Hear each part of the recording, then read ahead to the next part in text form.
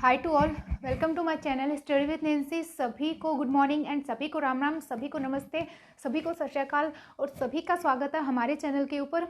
आज जो है वो हमने जिला दर्शन की सीरीज चला रखी थी, उसमें डीग डिस्ट्रिक्ट जो आता है उसके बारे में पढ़ेंगे। डीग डिस्ट्रिक्ट के ऊपर डिस्कशन करेंगे और जो मेरा टेलीग्राम चैनल जो है वो आप ज़रूर ज्वाइन कर लें, क्योंकि क्लास का लिंक जो है वो आपको वहीं पर मिलता है। तो मेरे टेलीग्राम चैनल का नाम जो है वो इसी चैनल के नाम से, स्टडी विद नैंसी के नाम से टेलीग्राम चैनल है, तो आप वो जरूर ज्वाइन कर लें। अब जो है वो हम डीग डिस्ट्रिक्ट जो आता है इसके बारे में डिस्कशन करेंगे आज। तो सबसे पहले हम देखते हैं कि डीग डिस्ट्रिक्ट का उद्घाटन कब हुआ था। तो इसका उद्घाटन जो था वो किसके द्वारा किया गया था। तो इसका उद्घाटन जो था वो विश्वेंद्र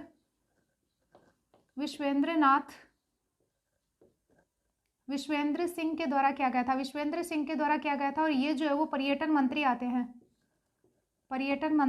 नेक्स्ट अगर हम बात करें तो प्रथम कलेक्टर कौन आते हैं, यानी कि डीग जिले के प्रथम कलेक्टर कौन आते हैं। तो इसके प्रथम कलेक्टर जो आते हैं वो शरद मेहरा आते हैं। इसके प्रथम एसपी कौन आते हैं। तो इसके प्रथम एसपी जो आते हैं वो ब्रजेश ज्योति आते हैं, यानी कि इसके प्रथम एसपी जो आते हैं वो ब्रजेश जोशी आते हैं। इसके प्रथम एसपी ब्रजेश जोशी आते हैं। ब्रजेश ज्योति जो आते हैं वो इसके प्रथम एसपी आते हैं। ये कौन से संभाग में आता है। तो भरतपुर संभाग में आता है। अब आपका क्वेश्चन बनेगा कि मैम भरतपुर संभाग जो आता है इसमें कितने जिले आते हैं। तो भरतपुर संभाग जो आता है इसमें टोटल 6 जिले आते हैं। 6 जिले कौन से आते हैं। भरतपुर, धौलपुर, करौली, डीग, गंगापुर सिटी, यानी कि भरतपुर, धौलपुर, करौली, डीग और गंगापुर सिटी, और एक जो आता है वो आता है सवाई माधोपुर।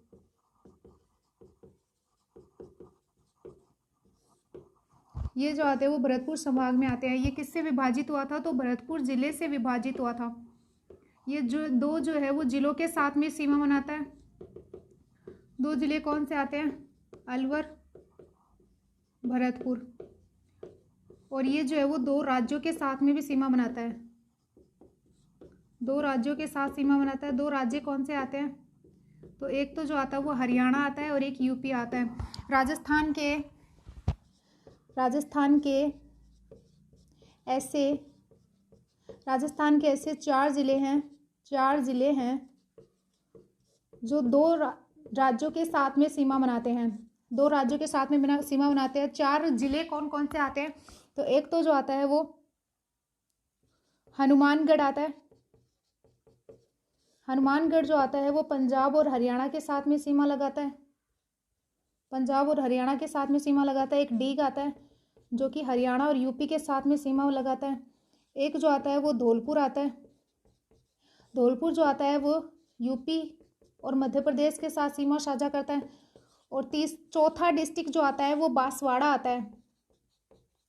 बांसवाड़ा जो आता है वो मध्य प्रदेश और गुजरात के साथ में सीमा साझा करता है। यानी कि राजस्थान के 4 जिले ऐसे आते हैं जो कि 2 राज्यों के साथ में सीमा लगाते हैं। उसमें सबसे पहले हनुमानगढ़ आता है जो कि पंजाब और यूपी के साथ में लगाता है। फिर डीग आता है जो कि सबसे पहले अगर हम देखें तो हनुमानगढ़ आता है। हनुमानगढ़ जो आता है वो पंजाब और हरियाणा के साथ में लगाता है। उसके बाद में डीग आता है। डीग जो आता है वो हरियाणा और यूपी के साथ में लगाता है। धौलपुर जो आता है वो यूपी और मध्य प्रदेश के साथ में लगाता है। और बांसवाड़ा जो आता है वो मध्य प्रदेश और गुजरात के साथ में सीमा साझा करता है।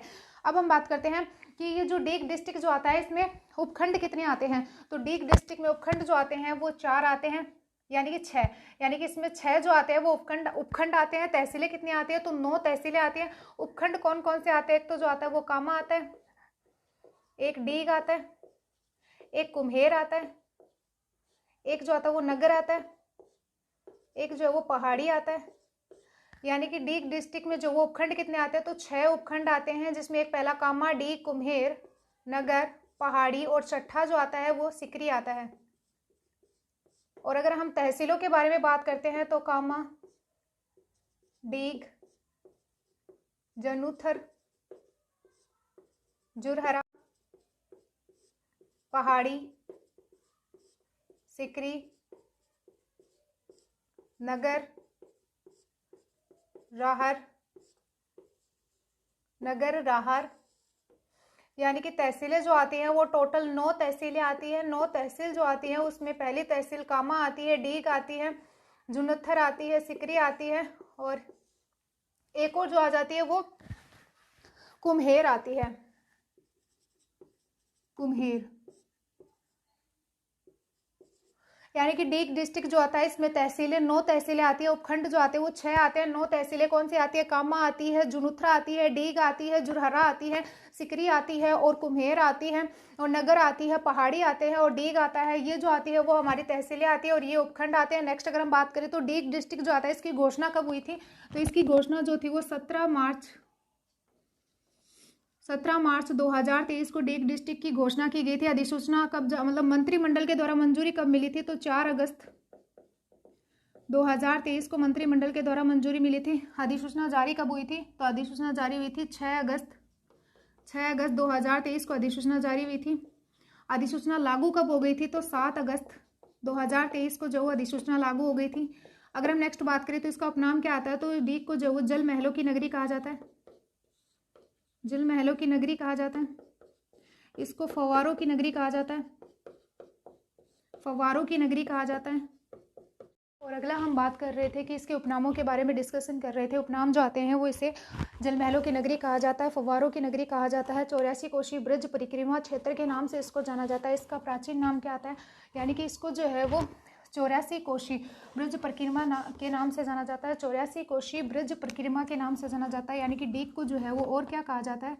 तो इसको 84 कोशी ब्रज परिक्रमा क्षेत्र के नाम से जाना जाता है। और इसका प्राचीन नाम जो आता है वो दीर्घपुर, जिसको दीर्घापुर भी कहा जाता है, दीर्घापुर भी कहा जाता है। ये जो है वो हमने स्कंद पुराण से लिया है। नेक्स्ट बात करते हैं, इसमें 3 जो है वो विधानसभा सीट आती है। 3 कौन कौन सी आती है? डीग, कुम्हेर, कामा में आती है, और एक जो है वो नगर में आती है। ये 3 जो है वो इसमें विधानसभा सीट आती है। नेक्स्ट हम बात करते हैं कि डीग डिस्ट्रिक्ट जो आता है इसकी प्रमुख नदी कौन सी आती है? यानी कि डीग डिस्ट्रिक्ट की प्रमुख नदी कौन सी आती है? तो इसकी प्रमुख नदी जो होती है वो आती है रूपा रेल नदी। रूपा रेल नदी को जो है वो लसवारी नदी भी कहा जाता है, और इसको जो है वो वरहा नदी भी कहा जाता है, वरहा नदी भी कहा जाता है। रूपा रेल नदी जो होती है इसका उद्गम कहाँ से होता है? तो इसका उद्गम जो होता है वो उदयनाथ की पहाड़ी, अलवर से जो है वो इस नदी का उद्गम होता है। इसके बाद में अलवर के बाद में जो है ये डीग में जाती है, यानी कि अलवर से इसका उद्गम होता है। फिर ये अलवर के बाद में डीग में जो है वो इसके ऊपर सिकरी डैम बना हुआ है, क्योंकि सिकरी बांध जो था वो पहले भरतपुर में आता था, लेकिन वर्तमान समय में सिकरी बांध जो आता है वो डीग में आता है। नेक्स्ट अगर हम बात करें तो डीग के बाद में जो है ये भरतपुर में जाती है। भरतपुर में जो है वो इस पे जो है वो मोती झील बनी हुई है, इस नदी के ऊपर मोती झील बनी हुई है, जो नील हरित शैवाल के लिए प्रसिद्ध है, नील हरित शैवाल के लिए प्रसिद्ध है। और इस मोती झील को जो है वो भरतपुर की जीवन रेखा कहते हैं, भरतपुर की जीवन रेखा कहते हैं। और इस नदी पर क्या आते हैं? तो रूपा रेल नदी के ऊपर जो है वो बंद बारेठा डैम आता है, जिसकी आकृति जहाज के समान आती है। बंद बारेठा डैम की आकृति जो आती है वो जहाज के समान आती है। और ये जो आता है वो किस नदी के ऊपर आता है? तो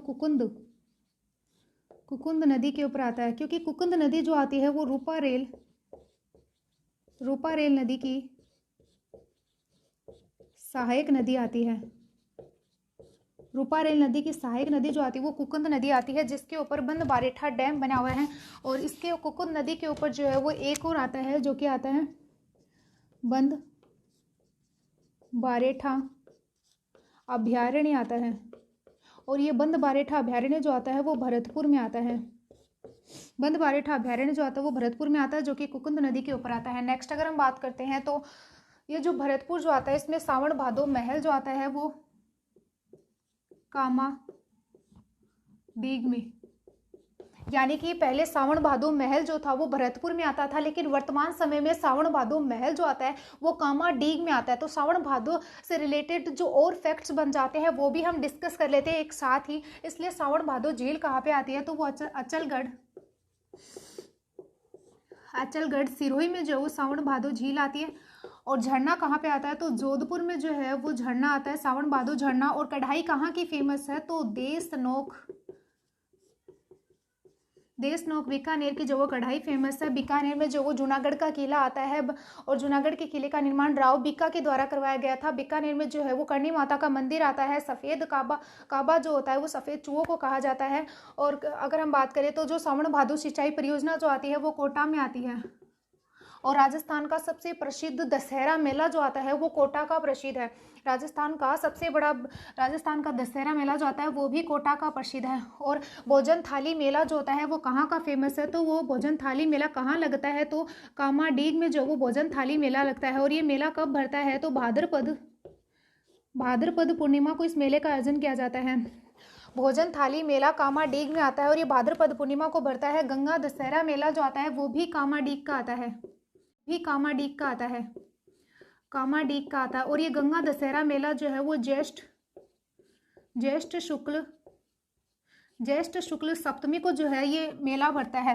यानी कि गंगा दशहरा मेला जो आता है वो कामाडीग में आता है और डीग में भरता है। और ये ज्येष्ठ शुक्ल सप्तमी को गंगा दशहरा मेला भरता है। तो भोजन थाली मेला जो आता है वो कामाडीग में आता है और ये मेला जो आता है वो भाद्रपद पूर्णिमा को जो है वो ये मेला भरता है। नेक्स्ट अगर हम बात करें किशोरी महल कहाँ पे आता है, तो किशोरी महल जो आता है वो कुम्हेर डीग में जो वो किशोरी महल आता है। कुम्हेर डीग में किशोरी महल आता है। लेकिन किशोरी सागर झील कहाँ पे आपको देखने को मिलती है, तो ये किशोरी सागर झील जो आती है वो कोटा में देखने को मिलती है। नेक्स्ट अगर हम बात करें तो प्रमुख भवन या महल कौन कौन से आ जाते हैं, तो जो डीग कामा यानी कि डीग जो आता है उसमें बहुत सारे महल आते हैं, प्रमुख भवन आते हैं जो कि इस प्रकार आते हैं। एक जो आता है यहाँ पे किशन महल आता है, यानी कि एक जो वो किशन महल आता है। इसके साथ में जो वो गोपाल भवन आता है, कृष्ण भवन आता है, कृष्ण महल आता है। यहाँ पर जो है वो डोपाडी महल भी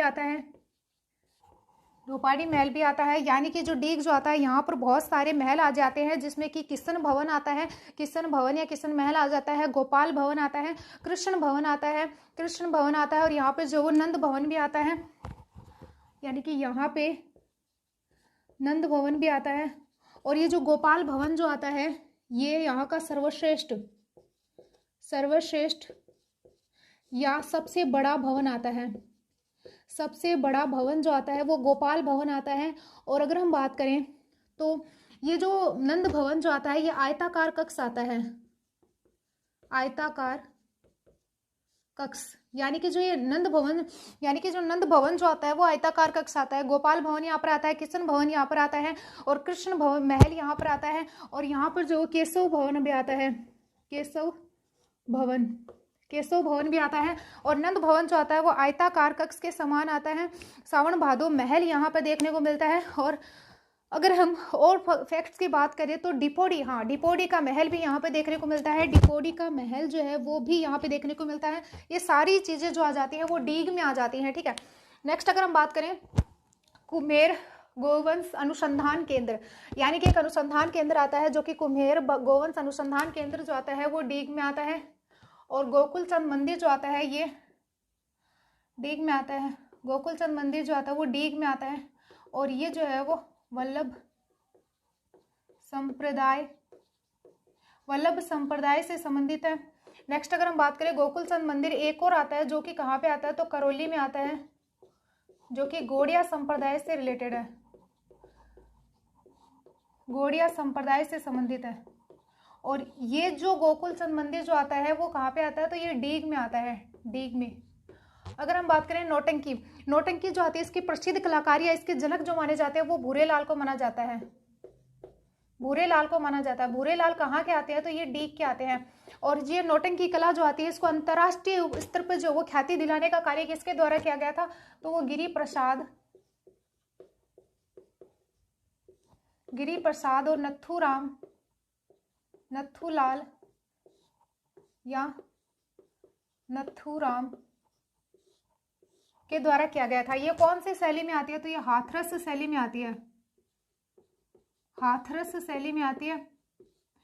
और इसमें जो है वो 9 वाद्य यंत्रों का प्रयोग किया जाता है। नौटंकी में 9 वाद्य यंत्रों का प्रयोग किया जाता है। 9 वाद्य यंत्रों का प्रयोग किया जाता है। 9 वाद्य यंत्रों का प्रयोग किया जाता है। ढपली, ढोल, सहनाई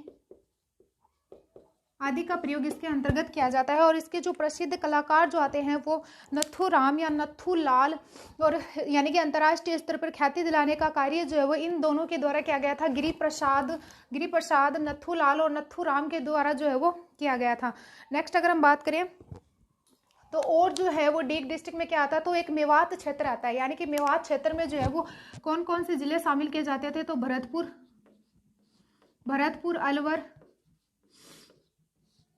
भरतपुर अलवर शामिल किए जाते थे। लेकिन अब जो है वो इसमें भरतपुर अलवर डीग और भरतपुर से अलग हुआ था डीग, वो भी शामिल किया जाएगा। और इसमें जो वो अलवर से अलग हुआ था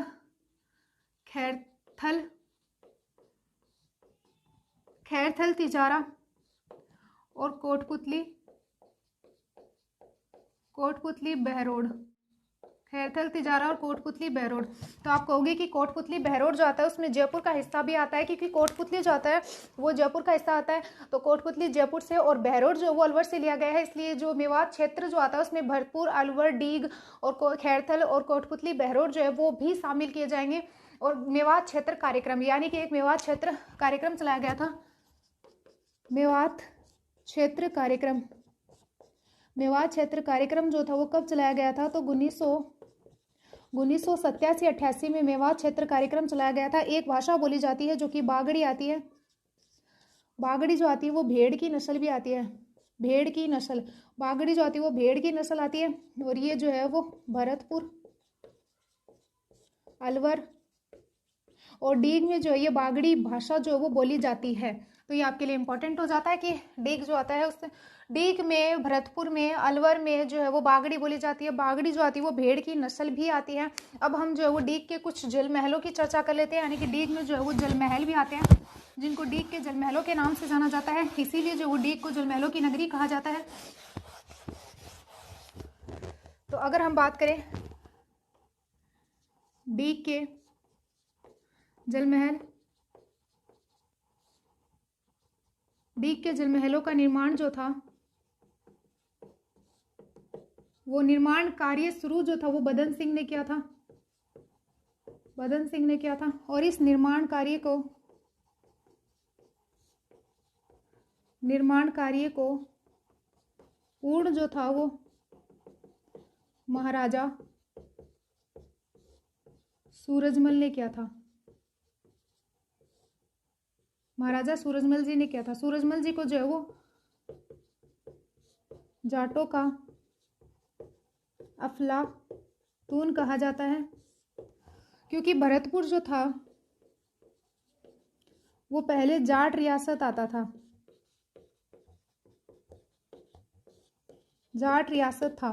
लेकिन अब जो है वो भरतपुर से ही डीग अलग हुआ है, भरतपुर से विभाजित हुआ है डीग। तो डीग को भी जो है वो क्या कहा जाएगा, जाट रियासत। डीग को भी जाट रियासत ही कहा जाएगा। नेक्स्ट अगर हम बात करें तो डीग के जल महलों का निर्माण जो था वो बदन सिंह के द्वारा शुरू किया गया था। लेकिन इनको पूर्ण करवाने का कार्य जो था वो किसके द्वारा किया गया था, तो सूरजमल जी के द्वारा किया गया था। और डीग में क्या आता है, तो और डीग में जो है वो जहांगीर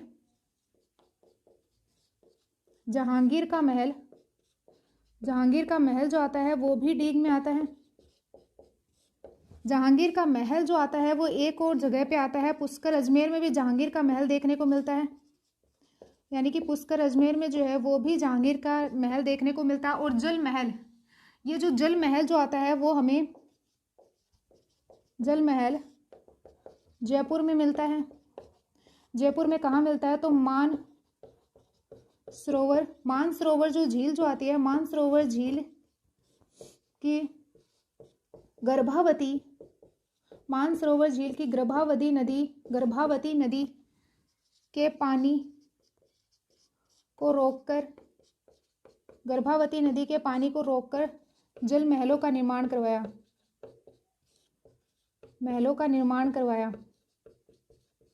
जल महलों का निर्माण करवाया। अगर हम नेक्स्ट बात करें तो ये जो जल महल जो आते हैं यहाँ पर अश्वमेध